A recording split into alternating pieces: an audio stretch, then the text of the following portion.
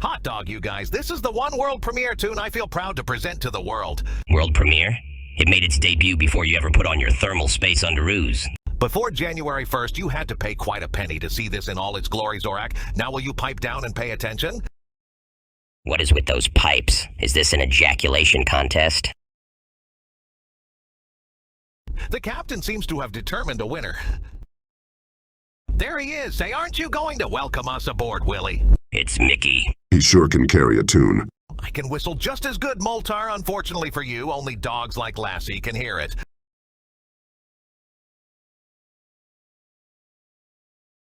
This is more like Steam Note Willie. Guess the one in front don't want to play you to the desk either, Tad. Uh-oh, here comes Boss Cat. Hey, don't start attaching Hanna-Barbera names to these characters. You'll confuse young consumers. Moltar, it's 2024. Name one kid in the United States who was ever around long enough to hear the name Boss Cat. It's not even registered in stateside syndication. It was always Top Cat over here. It's a safe name to dig up, entirely risk-free. What kind of intimidation can you get from the name Pete, anyway?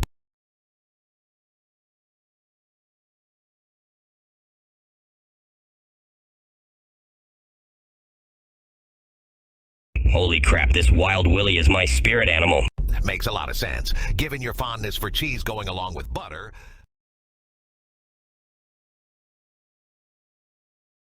Does this go along with butter, too?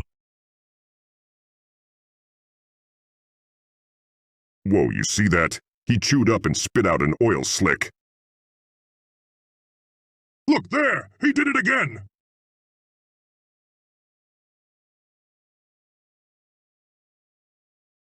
And now he's in blackface.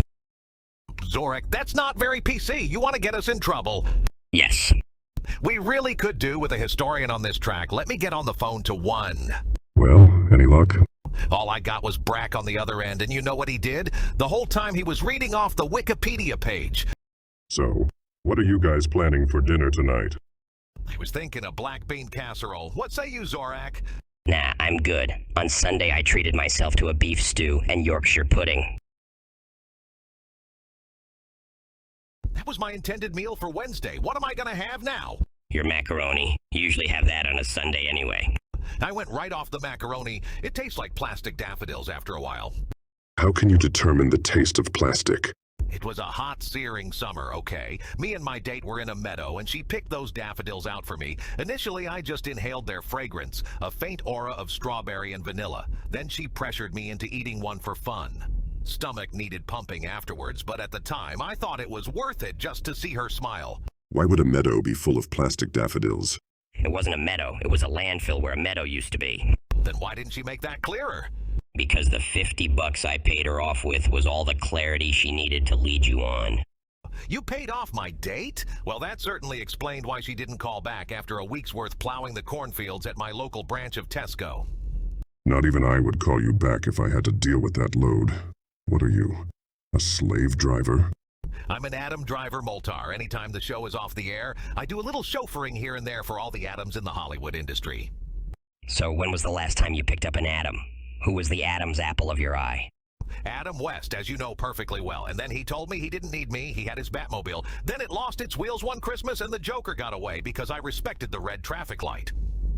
Oh, and I was so hoping for a Jeff Jarrett special on Minnie. So, absolutely nothing for Wednesday then. I'll have to settle for a steak bake. What are you having for dinner, Moltar? About time someone asked me. Red hot chili peppers. Moltar, you being a villain, I can't determine whether you mean that type of food or the actual musicians. I got a question. Why are some animals able to fully function as regular, everyday people in this short, yet there are still animals that kind of still act like animals? Is there some kind of evolutionary class system at foot here? Like, do the animals start off primitive and gradually grow into highly functional members of this anthropomorphic society? Zorak, you are reading way too much into this. We should be asking more important questions, such as whether or not Turkey in the Straw was covered at one point by Metallica. I don't think they're all there yet, Tad. You know what? You're right. I'm thinking of something else. I'll bring up the lyrics and we can all sing along. Tad, none of us three can sing. Then we'll just wing it Shatner style. On 3, a 1 and a 2 and a chick-a-boom a chick. As I was a-going over the far-famed Kerry Mountains, I met with Captain Farrell and his money he was counting. I first produced me pistol, and I then produced me rapier, saying, "Stand and deliver, for he were a bold deceiver." I counted out his money and it made a pretty penny. I put it in me pocket, and I took it home to Jenny. She sighed and she swore that she never would deceive me. But the devil take the women, for they never can be easy. Musha ring dumma do dumma day, whack fall the daddy-o, whack fall the daddy-o. There's whiskey in the jar. Now, Zorak, we have to keep young audiences in mind here. We need to alter the lyrics, so it's turkey in the straw. You sure we can do that? I mean, this short here is public domain, but I don't think that song is free of copyright. We can't profit off of it. Strike it off under law of parody, Moltar. It's just a little bitty change. It's not the same. Word to your mother. Are we even sure we need horror movie pastiches of this short? It's already pretty dark with all of the animal abuse on display. PETA would raid this boat within the hour if someone called. I just got off the phone to my local branch. They say the steak bake will be ready by 7:30 Friday, just in time for Wednesday. Oh. But Wednesday comes before Friday. I meant my regular dose of Wednesday on Netflix. The show Wednesday, not the day. I make time for it every weekend, usually on Fridays when I take time out from doing the show. Ah, so you make time for an Addams after all. Chauffeuring her would be a dream come true. Explain to me how you have a local branch of Tesco when we're based on a planet beyond the parameters of Earth? Moltar, a superhero, belongs to the world, and everyday life in it brings us in touch with that world and its people. I have adopted so much of Earth's planetary culture that having a branch to call my own is just a logical evolutionary step in that process. You sure the club card discounts have little to do with it then? Does that mean you have a bank account based in England? Why so interested, Zorak? You're not thinking of taking out a loan, are you? Because you'd have to ask me first. Well, suppose I was going to. Would you turn me down? Depends. Maybe if you plow through my cornfields over the next year, I'll give you some consideration. A favor for me means a fortune for you. Well, we're coming up to the end of this short. What have we all learned from it? Never to eat black-beaned casserole again, and to padlock my refrigerator so Zorak never breaks into it. I've learned nothing except to enjoy the sweet taste of Tad Ghostall's Christmas leftovers.